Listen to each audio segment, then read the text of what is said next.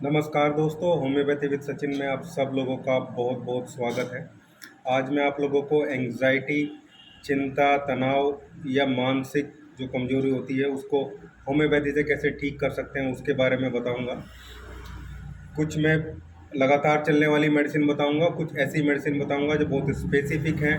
Panic attack आने पे क्या दे सकते हैं वो भी हम मतलब किसी को पैनिक एकदम से एंग्जाइटी का तेज धड़कन इस टाइप का अटैक आए तो उसको क्या दिया जा सकता है। सबसे पहले बात करते हैं कि एंग्जाइटी एक्चुअली क्या है। बहुत सारे लोगों को जैसे चिंता, तनाव ऐसी समस्या देखने को मिलती है, लेकिन वो टू द स्पेसिफिक कई बार रहती है। जैसे किसी को पब्लिक में जाने से एंग्जाइटी होती है, किसी को कोई खबर सुन लें उसकी वजह से एंग्जाइटी होने लगती है, किसी को एंटीसिपेटरी एंग्जाइटी होती है कि ये काम करना पड़ेगा, वो काम करना पड़ेगा, कैसे हो पाएगा, या इतने दिन बाद मेरी एक प्रेजेंटेशन है, इतने दिन बाद मेरा एक सेमिनार है तो कैसे होगा। ये सारी चीज़ें हैं। इसके सिम्टम की अगर बात करें तो सिम्टम में एंग्जाइटी में थोड़ी धड़कन तेज हो जाती है, घबराहट होने लगती है, चेस्ट में ऑपरेशन दबाव फील होने लगता है, किसी को हेडेक, सर दर्द की समस्या भी कई बार देखने को मिलती है। इसके अलावा किसी को लूज मोशन लग जाते हैं बार बार एंग्जाइटी की वजह से, घबराहट, चिंता, ये तो सब मेन जो सिम्टम है, जो लक्षण है वो तो रहते ही हैं। कारण की बात करें तो कारण इसका तनाव है, स्ट्रेस सबसे बड़ा कारण है। लगातार सोचते रहना, लगातार स्ट्रेस में रहना, परफॉर्मेंस से रिलेटेड जो एक टाइप की एंग्जाइटी है वो बनी रहती है। कहीं इतना काम ना हो पाया तो क्या होगा, इतना काम ना हो पाए तो क्या होगा। दूसरा जो दूसरे सोशल जो बर्डन है वो भी कई बार एंग्जाइटी के कारण बनते हैं। अब होम्योपैथी में हम इसको कैसे ट्रीट कर सकते हैं उसके बारे में डिस्कस करेंगे, मतलब इसका ट्रीटमेंट के बारे में देखेंगे। होम्योपैथी में बहुत अच्छा ट्रीटमेंट अवेलेबल है। मैं कहूँगा कि होम्योपैथी में ही इसका ट्रीटमेंट बहुत अच्छा अवेलेबल है। नेचुरल जो पैथीज़ हैं उनमें, बाकी सब मैनेजमेंट ही है। इसको कम्प्लीटली हम ठीक कर सकते हैं। इससे पहले एक रिक्वेस्ट करूँगा, अगर आप लोग चैनल पे नए हैं, अभी तक आप लोगों ने चैनल को सब्सक्राइब नहीं किया तो प्लीज़ एक बार चैनल को सब्सक्राइब ज़रूर करिएगा। सबसे पहली जो रेमेडी है वो है कालीफोस। कालीफोस 200 पोटेंसी की 2 बूंदें जीभ पे रात को पेशेंट को लेनी है। ये किसी भी टाइप की एंग्जाइटी, चिंता, तनाव में कूलनेस, कामनेस प्रोवाइड करता है, अच्छी नींद को प्रमोट करता है, और जो मेंटल लेवल पे स्ट्रेस रहता है उसको भी शांत करता है। दूसरी रेमेडी है rescue remedy. Rescue remedy 30 potency में आपको मिलेगी होम्योपैथी शॉप से। ये भी कूलनेस, कामनेस प्रोवाइड करती है, हार्ट बीट एकदम से तेज हो जाए उसको शांत करती है, और एक तरीके का ये मेंटल टॉनिक है। सेंट्रल नर्वस सिस्टम के थ्रू मैनेज करता है हमारी बॉडी को।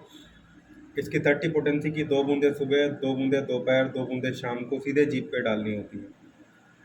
ये मेडिसिन लगातार चलनी है।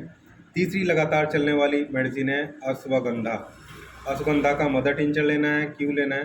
अश्वगंधा हम सब लोग जानते हैं, ब्रेन के लिए, माइंड के लिए, मेमोरी, तनाव, चिंता, स्ट्रेस, मानसिक समस्या के लिए बहुत अच्छी एक हर्ब है, एक जड़ी बूटी है, जिसको आयुर्वेद में भी, इवन अब तो जो मॉडर्न मेडिकल साइंस है, एलोपैथी के जो फिजिशियन हैं वो भी इसके एक्सट्रैक्ट, इसके कैप्सूल को यूज़ करने लगे हैं।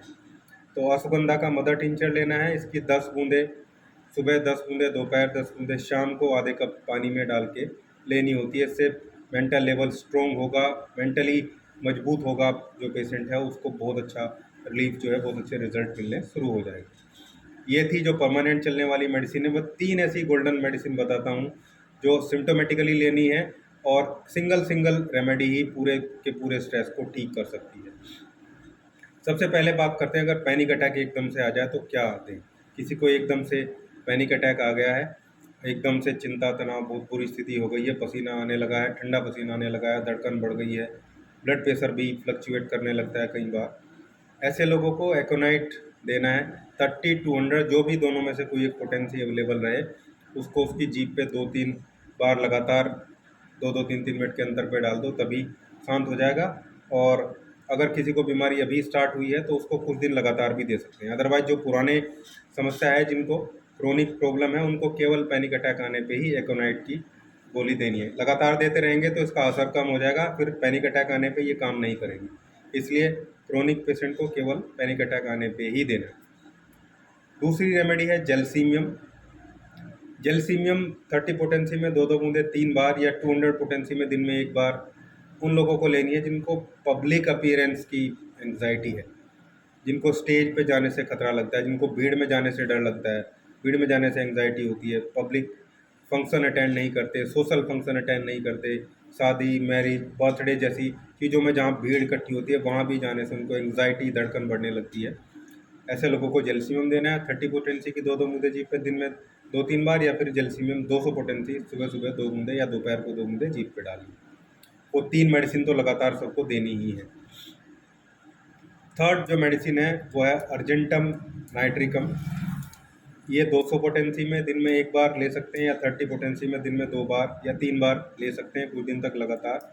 ये एंटीसिपेटरी एंग्जाइटी के लिए है।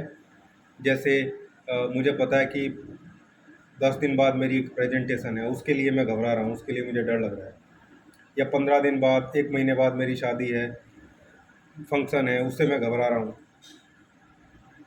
जहाँ पे कुछ दिन बाद कुछ परफॉर्म करना है किसी भी टाइप का, उस टाइप की एंग्जाइटी है, तो उसके लिए अर्जेंटम नाइट्रिकम देना है। वैसे ही 30 पोटेंसी में दिन में 2 बार या 3 बार, 200 पोटेंसी है तो दिन में 1 बार कुछ दिन तक लगातार देंगे तो सारी प्रॉब्लम जो है ठीक होंगी, शुरू हो जाएंगी।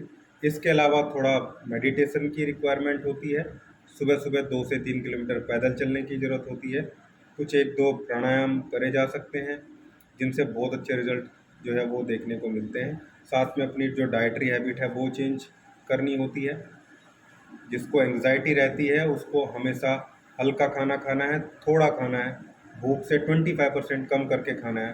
पेट में फुलनेस नहीं रहनी चाहिए क्योंकि गैस या इंडाइजेशन की वजह से उसके हार्ट पे बर्निंग या कुछ प्रेशर पड़ने से उसको और ज़्यादा एंग्जाइटी देखने को मिल सकती है। तो ये भी ध्यान रखना है। डाइटरी हैबिट है, ये अच्छे से ध्यान रखना है। इसको आप अगर फॉलो करते हैं साथ में मेडिसिन जो मैंने बताई, तो आप देखेंगे बहुत जल्दी ही मेंटल स्ट्रेस और एंग्जाइटी जो है ये आपका ठीक हो जाएगा। तो ये था आज का वीडियो। उम्मीद करता हूँ आप लोगों को अच्छा लगा होगा।